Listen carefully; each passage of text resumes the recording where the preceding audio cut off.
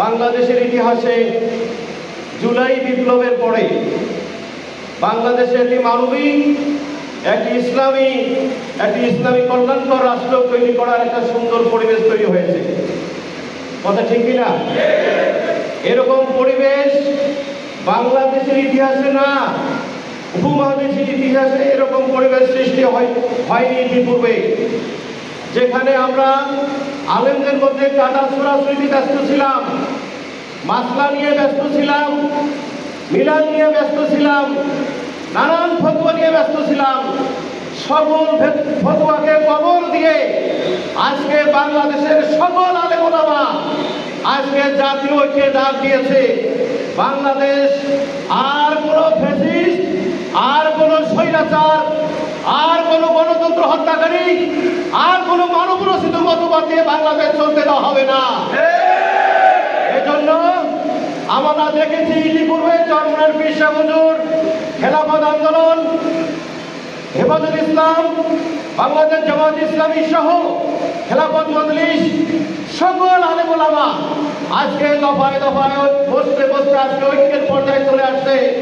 সম্মানিত আমরা এই ঐক্য আমরা আজকে আগামী নির্বাচন মতো যাতে করে ঐক্যের মাধ্যমে আমরা বাংলাদেশে একটি স্বপ্ন বাস্তবায়ন করতে পারি, আমরা যদি এই প্রচেষ্টা অব্যাহত রাখতে পারি ইনশাআল্লাহ। সম্মানিত হয় না, আমি যে কথা বলতে চাই, স্লোগান এখন মাঠের স্লোগান দেবে কারা বলেন? মাঠের স্লোগান কাদের হাতে এখন? যারা এদেশকে আপনি সুন্দর রাষ্ট্র তৈরি করতে চায়, চাঁদাবাজ মুক্ত, সন্ত্রাস মুক্ত, নৈরাজ্য মুক্ত যারা রাষ্ট্র করতে চায়, স্লোগান এখন তাদের হাতে। এখন আমাদের হাতে স্লোগান। আমরা বাংলাদেশ জামায়াত ইসলামীর আমির ডাক্তার শফিকুর রহমান সাহেব পরিষ্কার কথা বলেছেন, বাংলাদেশের এই স্বাধীনতার 64 বছর পর এখন একটা আর সকল যুদ্ধের মাধ্যমে সকল স্বৈরাচারকে এই দেশ থেকে বিতরণ করা সম্ভব হয়েছে। হাসিনা যে ভোট চোর, এই 15 বছরে ভোটের স্লোগান এমন ভাবে নিয়ে গেছিল যে আমার ভোট আমি দেব, তোমার ভোটও আমি দেব, দিনের ভোট রাতে করব, ঘোষণার আগে বিজয় ঘোষণা করব। নানান স্লোগানে পাপে আকণ্ঠ বঞ্চিত হওয়ার কারণে এই দাদা বাবুর দেশে সে পালিয়ে যেতে বাধ্য হয়েছে।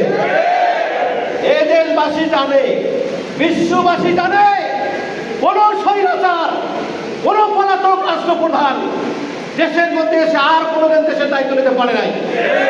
এখন আমাদেরকে আরো নতুন বুলি আওয়াচ্ছে অনেকে, পাশে আছে বহু আপা, ফুসকুড়ি চলে আসবে, ফুসকুড়ি আসতে পারবে না ইনশাআল্লাহ। দেশের আলেম সমাজ আজকে ঐক্যবদ্ধ হয়েছে। সম্মানিত হয় না, আজকে জামায়াত ইসলামী দল হিসাবে নিয়ন্ত্রণ করছে কিনা? জামাতের ভিতরে কোনো সন্ত্রাস, কোনো চাঁদাবাজি, কোনো রাহাজানি, কোনো দখলবাজি, কোনো টেন্ডারবাজি, কোনো কিছু অন্যায় অপকর্ম এখন মধ্যে স্পষ্ট করতে পারে নাই। অতএব জামাতের হাতে এদেশ নিরাপদ। আমির জামাতের জন্য পরিষ্কার বলছে, জামাত নিয়ন্ত্রণ আছে, এই জামাতের হাতে দেশ নিয়ন্ত্রণ থাকবে ইনশাআল্লাহ। এখন আসুন আগামী দিনে জামাতের নেতৃত্বে আলেম সমাজকে, আজকে আমরা আলেম সমাজকে পিছনে ফেলাচ্ছে, বিভিন্ন জায়গায় আলেমকে নিয়ে যাচ্ছে মসজিদের ইমামতিতে, দোয়ার জায়গায়, মিলাদের জায়গায়, জানাজার জায়গায়, সমাজ এবং রাষ্ট্রের জায়গায় যখন যাওয়ার জন্য বলা হয়, তখন আমাদেরকে ফতোয়া দিয়ে নানানভাবে বিভক্ত করা হয়। সম্মানিত হয় না, বাংলাদেশের নির্বাচন, আগামী নির্বাচনে যাহা হবে, লাভ এক আসনের স্বপ্ন হবে ব্যতিক্রম। আজকে যারা হাতিবান্ধা পাঞ্জাবের নতুন স্বপ্ন দেখে, আমরা তাদের স্বপ্ন আমরা দেখছি, এই দেখছি কিনা? আমরা তাদের স্বপ্ন দেখি নাই। তারা থানা ঘেরাও করে হামলা করে তারা উদ্বোধন করে নাই, দেখায় নাই। যদি চাঁদার কথা বাধা দাও, থানা ঘেরাও করবো, ওটা থানা ঘেরাও হলে এটাও হয়।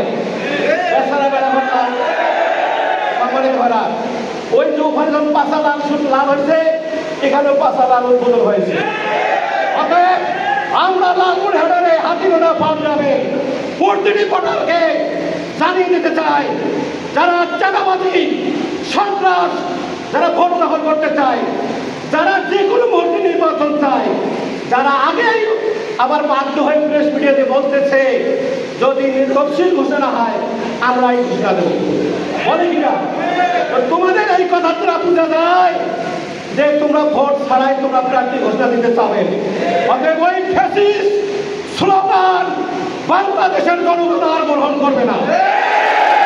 আগামী নির্বাচনে লালমনিরহাট না শুধু বাংলাদেশের ৩০০ আসনের পরিস্থিতি তাহাই হোক না কেন, হাতীবান্ধা আলেম সমাজ পাটগ্রাম হাতীবান্ধার আমাদের মনোনীত প্রার্থী আলহাজ আনোয়ার হোসেন রাজু ভাইকে সংসদে পাঠিয়ে দিয়ে এই হাতীবান্ধা পাটগ্রামের সকল অপকর্মের জবাব দেওয়া হবে। আমরা সবাই ঐক্যবদ্ধ হয়ে আর স্লোগান নয়, এখন মাঠে ময়দানে আপনি মসজিদ ইমামতি করেন, কার ইমামতি করেন, ওই চাঁদাবাজিও আপনারা ইমামতি করেন।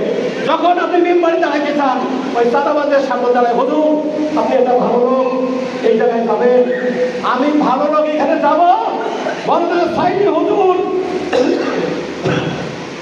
ভালো লোক হওয়ার কারণে শুধু বাংলাদেশ না, পার্লামেন্ট না, বিশ্বের আনাচে কানাচে তিনি আলেমদের নেতৃত্ব দিয়ে গেছেন কিনা?